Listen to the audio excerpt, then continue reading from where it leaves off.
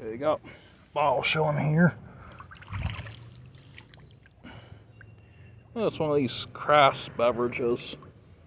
Newer bottle, but I'll take it. Not very common. One of them throwaways. Here's something here. That's just a common catsup. And there, looks like a common jar, but I'll pick it up just to be sure.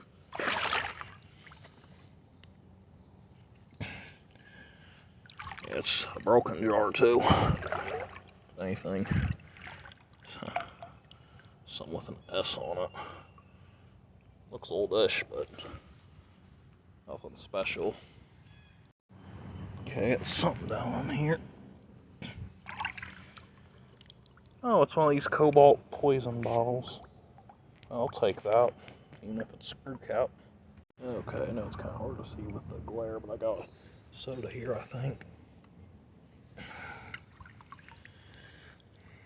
Oh, it's one of these. Jackson Bottling Company. Jackson, Ohio. This actually may be a good one, too.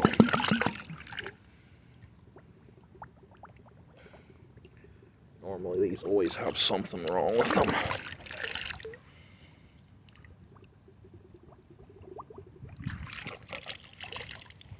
Oh, so far it looks good. It does have a little bruise there. But other than that, looks pretty good to me. Have a little marble down in here, I think. Yeah, it's a marble, alright. I don't know nothing about marbles, though, so... yeah, for the marble experts out there, feel free to chime in and let me know what it is. Okay, you can't hardly see, but I may have a beer here. Oh, yeah. Yeah, it's an old one. Portsmouth Brewing and Ice Company, Portsmouth, Ohio. Looks like it was mostly buried, too. Almost came out entirely brand new. Alright, take it.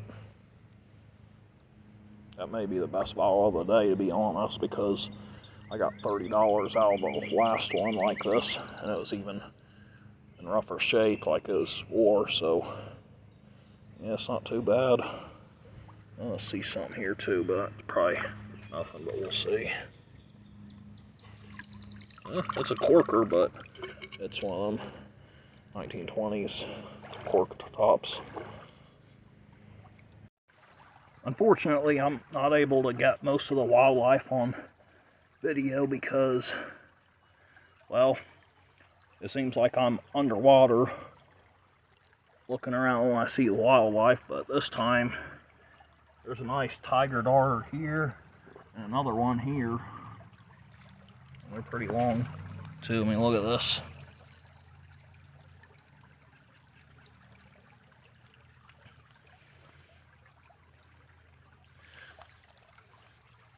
There goes that one.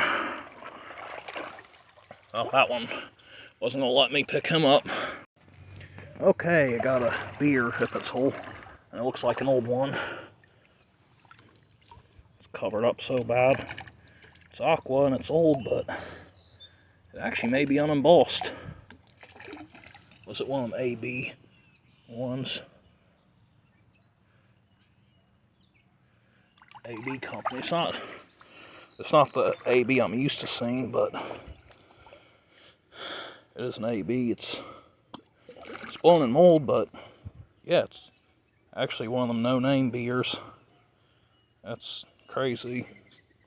Okay, I got some stuff showing here.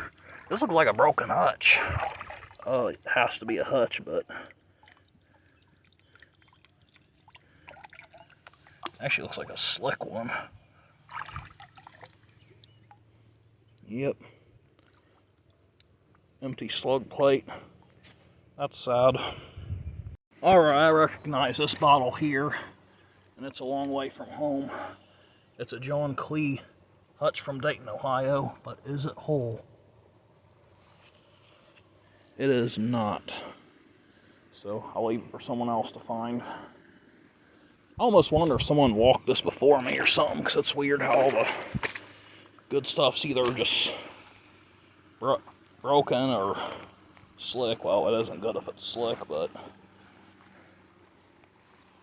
I mean, normally get a couple keepers by now, seen as much volume as there is here.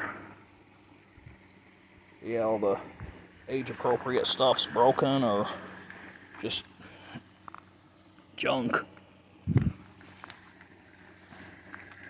This area here is just loaded with broken glass and some whole stuff. All the whole stuff is newer.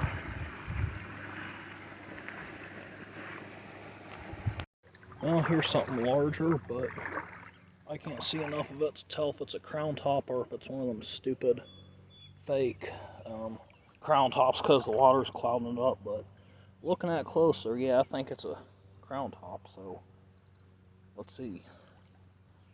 I mean, if this is holding, I will retract what I said about someone walking it before me, because this is in plain sight. That's a quart. Probably Springfield Breweries if it's anything. No, it's a Chilla Coffee beer. J-Nets, Brewers Chilla Coffee, Ohio. I got a old bottle next to a new bottle. A little blowing mold shoe fly flask. Well, I'll take it. I got something up here. There's a broken milk right here. Then there's something else here. It looks like a druggist. I don't know if it's old or not. Probably not, but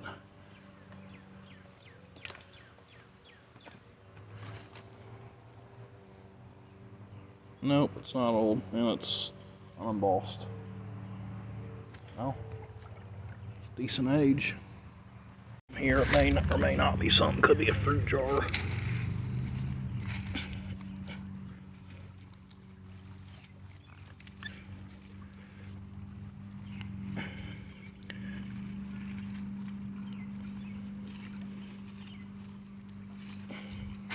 Let's see. Oh yeah, it's definitely a fruit jar of some kind.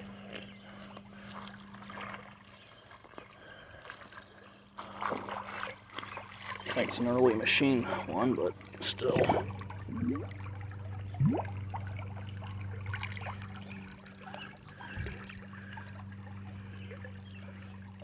Blades. I don't think I've ever found one of those before.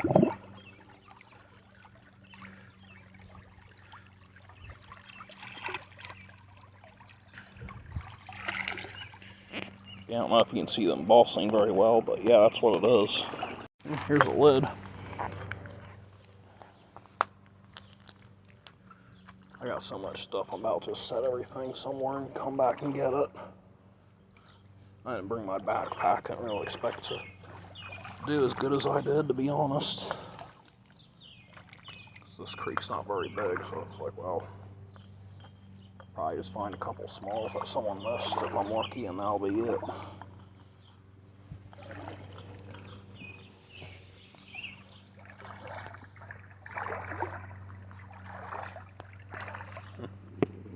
Well, Robin scared me. Now I'm looking, there's a nest there. Okay, I actually have a whole hutch here.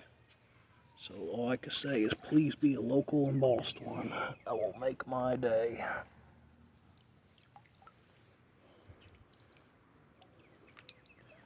I mean, even if it's slick, I'll still take it, but man, that'd be a shame.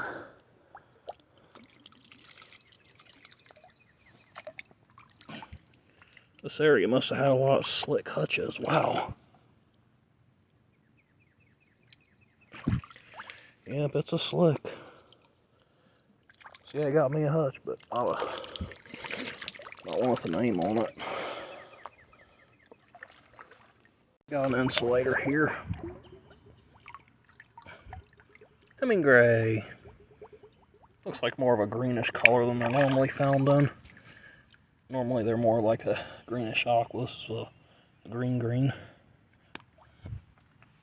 Hello everyone, so here is the creek finds cleaned up.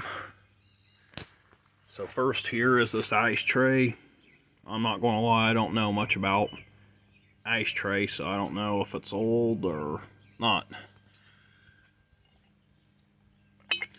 Then here's a square ball jar. I believe the square ball jars were made after 1930, so I think this is at least 1940s. It's one that I barely decided to bring home. I mean, it's in good shape, but in the end, square ball jars are probably worth $1 or $2 only and are hard to sell, but maybe you could put some marbles in it or something. And here's just a couple Slick drugstore bottles, the right ones, amethyst. And then here's what I believe is a little barrel mustard or bank, depending on what the lid looked like. It's decomposed. Here's a small size blown shoe fly flask, probably around 1910. Here's a fleecy white bleach bottle.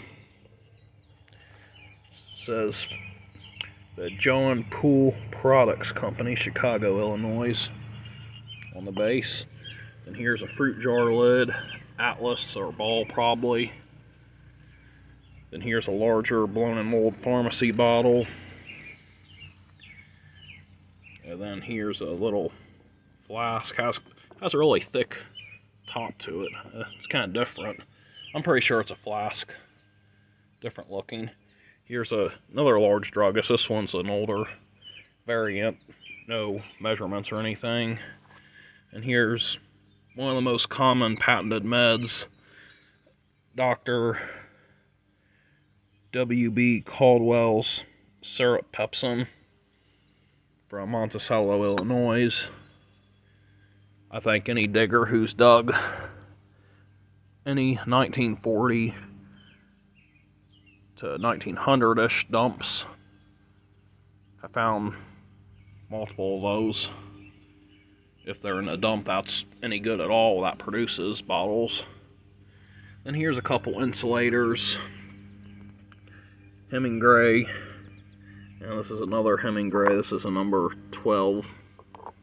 And I normally don't bring home the newer flasks that are made after 1920, but I had to bring this one home because it has a spider web design all over it. So I believe this is a spider whiskey flask, and I'm sure it would sell just because of that design. And then here's an older Atlas jar.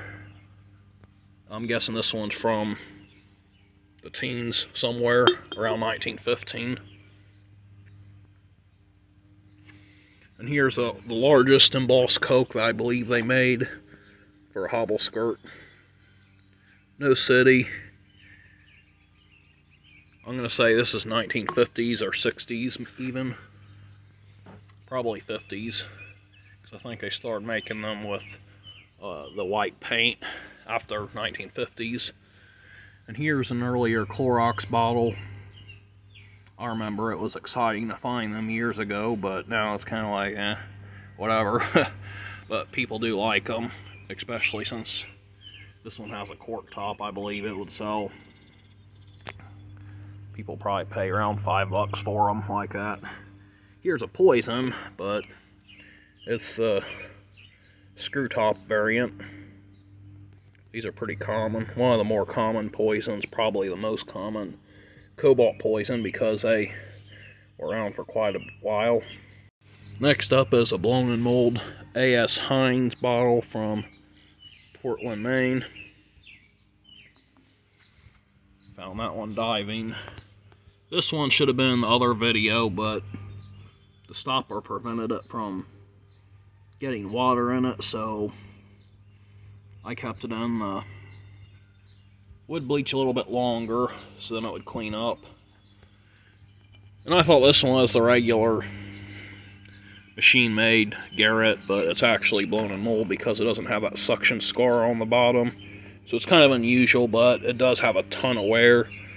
It looks like it's been sitting in the creek for the 100 years it's been around. But Someone will probably still want it just because it's 100 years old.